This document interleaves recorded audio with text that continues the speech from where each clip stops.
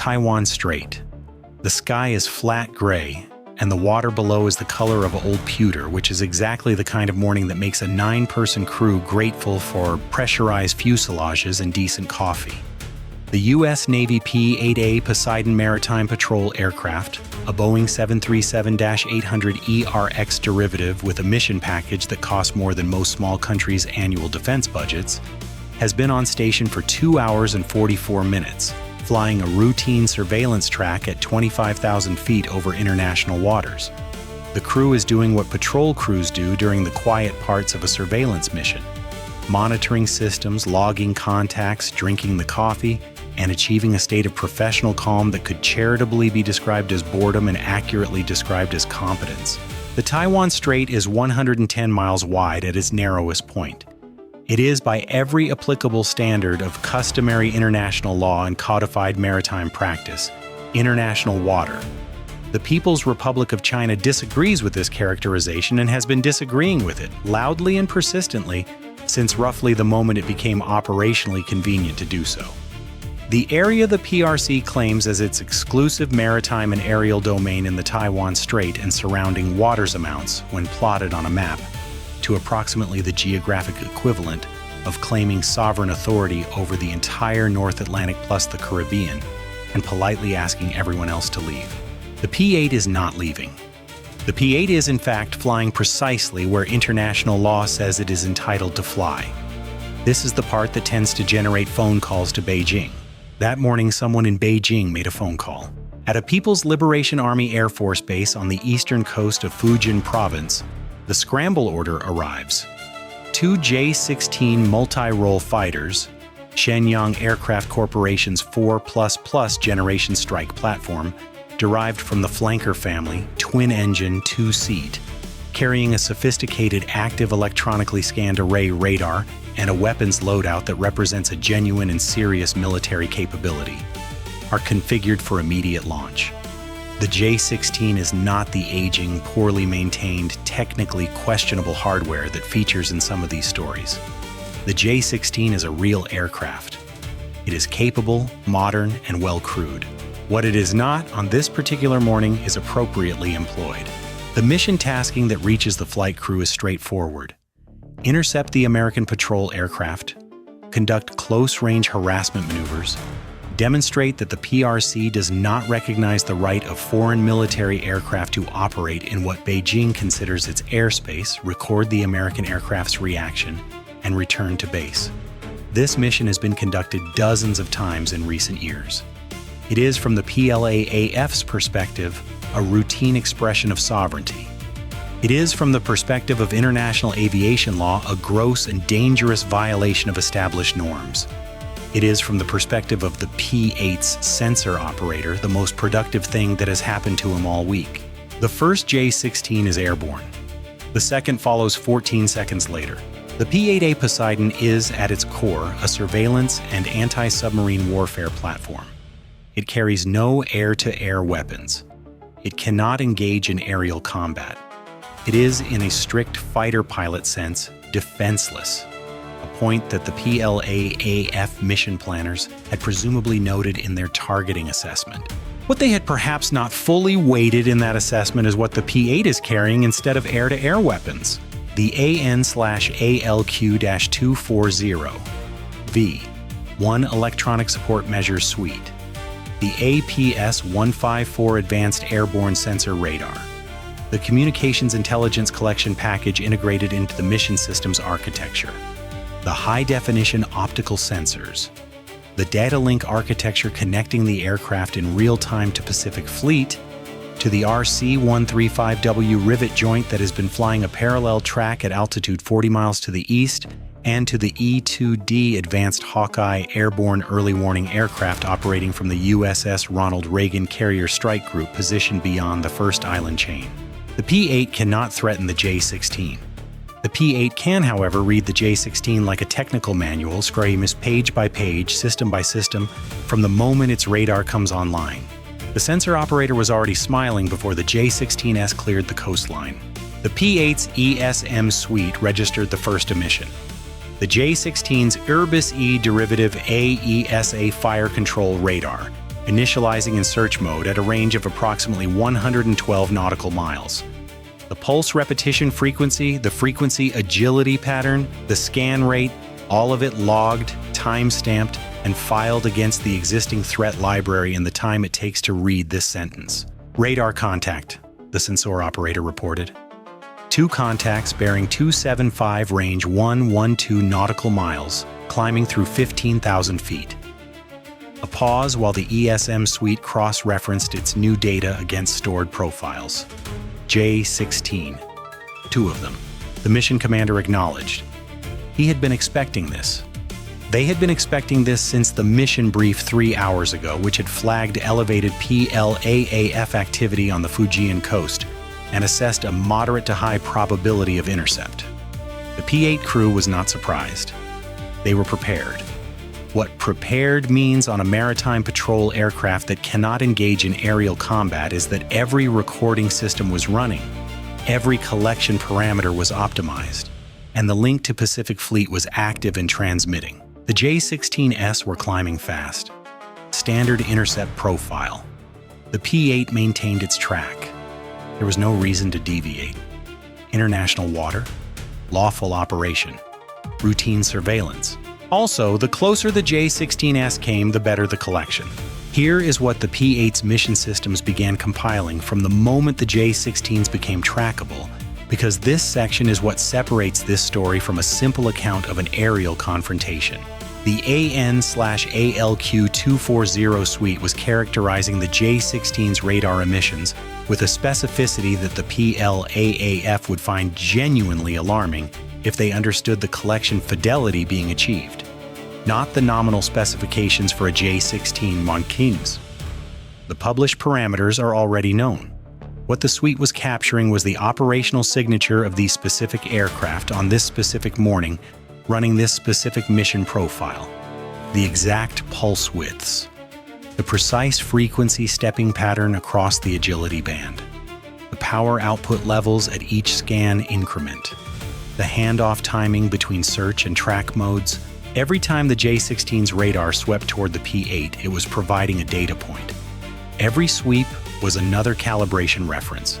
The closer the aircraft came, the higher the signal-to-noise ratio, the more precise the characterization.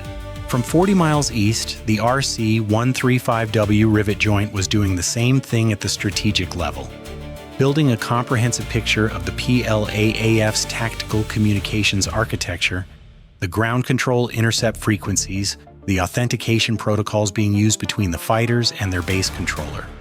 40 miles was not a limitation.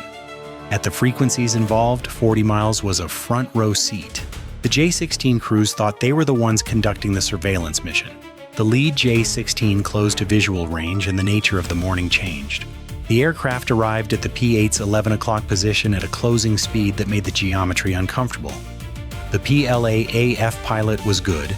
The intercept profile was precise, controlled, and clearly calculated to produce maximum effect. A large, fast, heavily armed fighter materializing in the windscreen of an aircraft that cannot respond in kind. The J-16 pulled alongside at approximately 150 feet of lateral separation, close enough to make out individual panel seams on the fuselage, close enough to see the weapon stations clearly, close enough that the P-8 crew was very aware that they were sharing airspace with something considerably more aggressive than themselves. The P-8 pilot maintained heading and altitude. Standard procedure. Do not maneuver. Do not provide any reaction that can be used as propaganda footage. Document everything. On the weapon stations of the lead J-16, 4 PL-15 beyond visual range air-to-air missiles and 2 PL-10 short-range missiles. The PL-15 is a serious weapon, active radar seeker, long-range, genuinely capable. The optical sensor package on the P-8 captured the loadout in sufficient resolution to read maintenance stencils on the pylons. The mission commander noted the weapon's configuration in the log with the same tone he used for fuel state and weather observations. Then he picked up his coffee. The tactical situation became what the after-action report would later classify as a period of elevated concern. The lead J-16 had been flying a loose wing position for approximately 9 minutes when its fire control radar shifted from search mode to single target track mode. The AN/ALQ-240 caught it immediately. The emission profile changed, the scan pattern narrowed, the power density increased. This was not a search radar doing general surveillance. This was a targeting radar establishing a weapons quality track on the P-8. In practical terms, the J-16's radar was now in the mode you use immediately before you employ weapons. The sensor operator's voice went flat and professional. Track mode. Lead contact. Single target track on us. The mission commander processed this. Single target track was not necessarily a weapons employment indicator. It was also used for harassment, for close formation flying in poor visibility, for exactly the kind of deliberate provocation designed to generate a reaction from the intercepted crew. It was a tool in the PLAAF's intimidation kit. Used precisely because it was ambiguous, because it sat at the threshold between threat demonstration and actual intent, because it forced the crew of the intercepted aircraft to make a rapid assessment of whether this was theater or something else. For 60 seconds, perhaps closer to 90, the mission commander made that assessment. The J-16 was flying a track. The PL-15S were on the pylons. The range was 150 feet. The radar was in weapons quality mode. The PLAAF had, in the past 2 years, conducted intercepts that resulted in a US Navy EP-3 being clipped and forced to land in Chinese territory. That was a different era, a different aircraft, a different set of rules.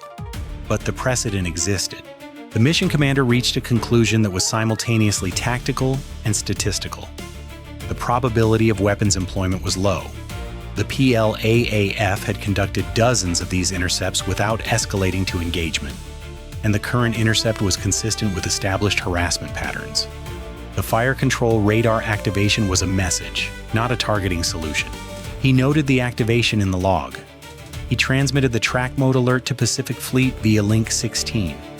He told the co-pilot to document the J-16's exact position and heading.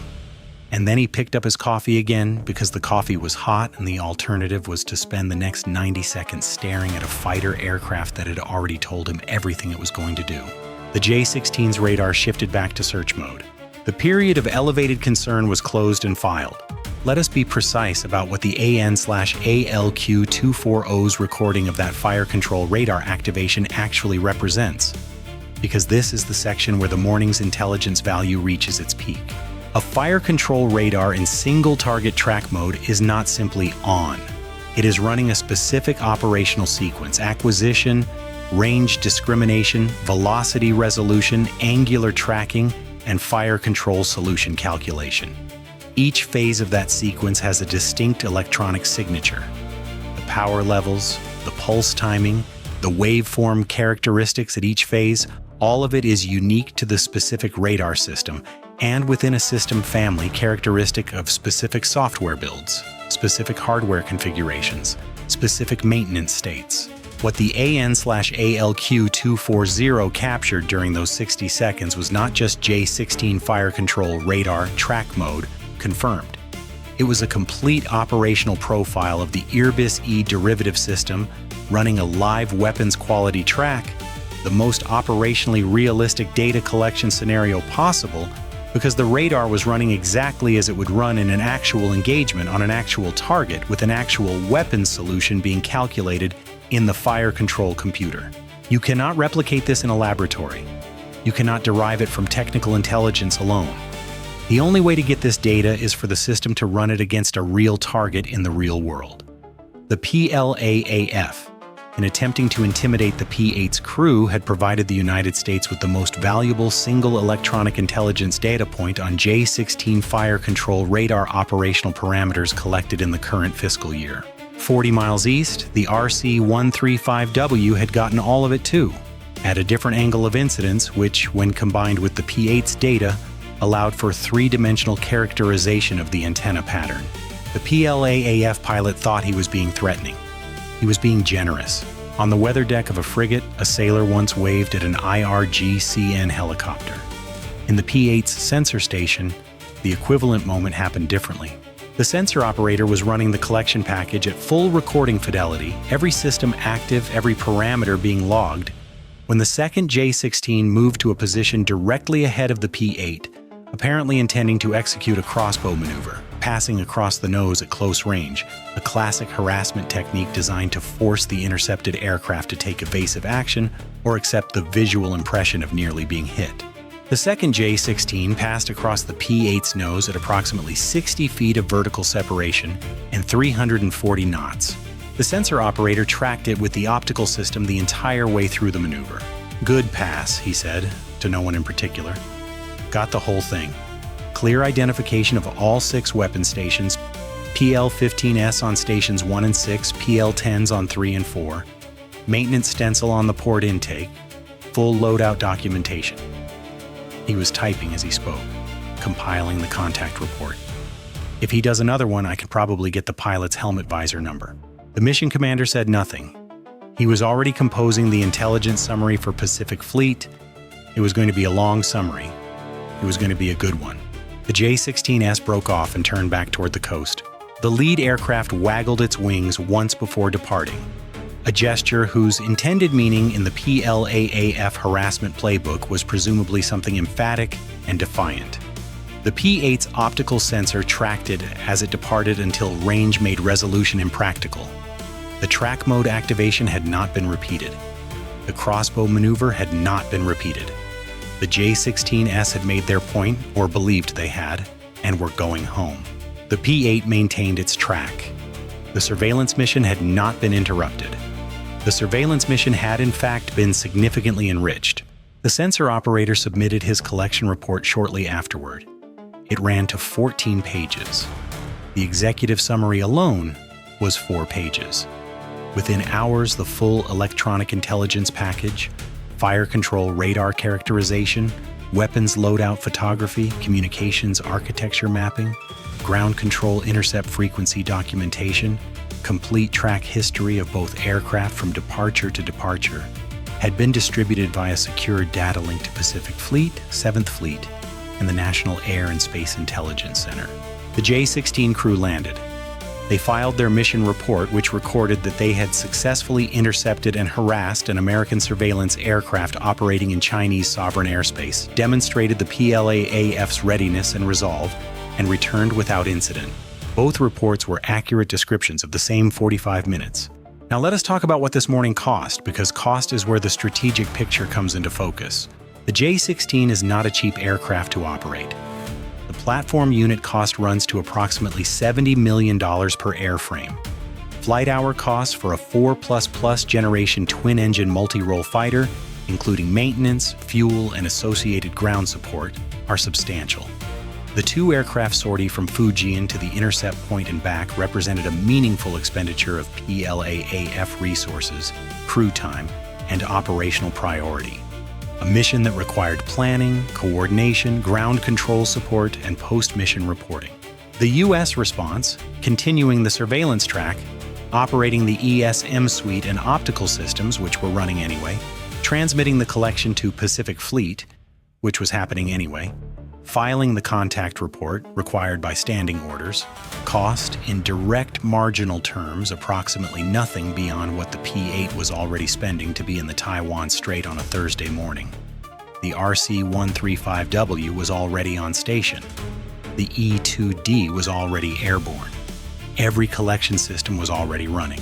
The PLAAF spent approximately $140 million in airframe assets and a 4-figure amount in fuel and sortie costs to provide the United States with a free, comprehensive, operationally realistic characterization of the J-16's fire control radar and weapons quality track mode. Somewhere in the budget office of Pacific Fleet, an intelligence analyst looked at the morning's collection haul and composed an internal assessment that read, in its most accurate form, "This represents a significant improvement in our understanding of J-16 fire control radar operational parameters. We recommend continued surveillance of the Taiwan Strait," which is, of course, exactly what the P-8 was already doing. By afternoon, Chinese state media had the story. The broadcast followed a template that has become familiar to anyone who monitors PRC Defense Ministry communications. An American military aircraft had been provocatively operating in China's sovereign airspace. The PLAAF had lawfully and professionally responded by dispatching fighters to warn off the intruder, The American aircraft had been forced to deviate from its course under the pressure of the PLAAF intercept, and the incident demonstrated the PRC's firm resolve to defend national sovereignty and territorial integrity. Let us examine each of these claims against the operational record. Provocatively operating in China's sovereign airspace. The P-8 was flying in international airspace recognized as such by the United Nations Convention on the Law of the Sea, the Chicago Convention on International Civil Aviation, and every applicable body of international law with the partial exception of the PRC's own unilaterally declared interpretation of where its airspace ends, which places it at coordinates the rest of the world's aviation community has declined to accept. Lawfully and professionally responded. The J-16 activated its fire control radar in single-target track mode against a non-combatant patrol aircraft. This is the aerial equivalent of drawing a weapon during a conversation and pointing it at someone while insisting the gesture is professional, forced to deviate from its course. The P-8's GPS track for the entire mission showed zero deviation. The aircraft flew the planned route from ingress to egress without alteration. This is documented. It is on record. It is also at this point sitting in the intelligence archives of approximately 11 different US and allied government agencies. Firm resolve to defend national sovereignty.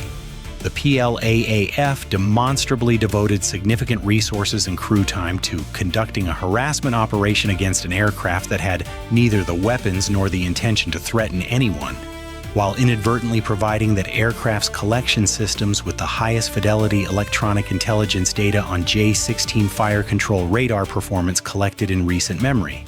The broadcast concluded with footage of J-16S on the tarmac, and a voiceover describing the PLAAF's capability and readiness. The footage did not include the 14-page collection report that had left the P-8 4 hours earlier. It did not mention the RC-135W that had gotten the whole thing from 40 miles east. It did not address the fire control radar activation that was now being analyzed at the National Air and Space Intelligence Center. Chinese state television is produced by professionals. It is just produced by professionals working with a very selective data set. Here is the strategic reality that the afternoon broadcast declined to address, stated plainly. The Taiwan Strait intercept pattern that the PLAAF has pursued over the past several years has a structural problem that becomes more significant with each sortie. Every aggressive intercept is simultaneously a training exercise for US collection systems. The closer the J-16 comes, the better the data. The more aggressive the radar employment, the more complete the electronic characterization. The more frequently the PLAAF scrambles fighters to harass American patrol aircraft, the more current and comprehensive the U.S. intelligence picture of PLAAF tactical aviation capabilities becomes. This is not an accident. It is a direct consequence of the physical reality of electronic warfare and signals intelligence collection. You cannot conduct an aggressive intercept of a surveillance platform without the surveillance platform surveilling you. The geometry doesn't allow it. The physics doesn't allow it. What the P-8A Poseidon is, at its operational core, is a collection machine. It collects acoustic data on submarines. It collects radar data on surface vessels. It collects electronic intelligence on any radiating system within range. When the PLAAF scrambles a J-16 to harass it, the J-16 becomes the target of collection. The closer the J-16 comes, the better the collection. The more systems the J-16 activates, the more comprehensive the profile. The PLAAF commander who ordered this morning's intercept believed he was making a statement about Chinese sovereignty and PLAAF capability. He was making a statement. It just wasn't the statement he intended. It was a statement in the language of pulse repetition frequencies and fire control radar waveform characteristics, and it was received and archived by people who speak that language fluently. The P-8 landed. The crew filed their mission reports. The sensor operator spent 40 minutes supplementing his real-time collection summary with annotated imagery from the optical sensors. The mission commander noted in his after-action debrief that the sortie had been, from a collection standpoint, among the most productive of the deployment. He also noted, under crew welfare, that the coffee had been excellent throughout. The J-16's fire control radar profile is now in the threat library. Every P-8, every EP-3 replacement, every RC-135W operating anywhere near PLAAF airspace has it. Every electronic warfare system on every Pacific Fleet surface combatant has it. The National Air and Space Intelligence Center has a research paper in progress. The PLAAF scrambles fighters to make a point. The point gets made. And somewhere in the data stream that left the Taiwan Strait on a Thursday morning, the J-16 made a rather different point to rather different people. And that point will be useful for a very long time. Chinese state media will continue to broadcast footage of J-16s and call it sovereignty. The sovereignty of international airspace over the Taiwan Strait will remain exactly what it was. The P-8 will fly its next mission on schedule. The RC-135W is already airborne. And in the threat library of every U.S. electronic warfare system in the Pacific Theater, the J-16's fire control radar has a new entry. Current, specific, operationally validated, filed under a date that corresponds to the morning the PLAAF thought it was conducting a harassment operation and the U.S. thought it was having a very good day at the office. Both were right. Bye for now.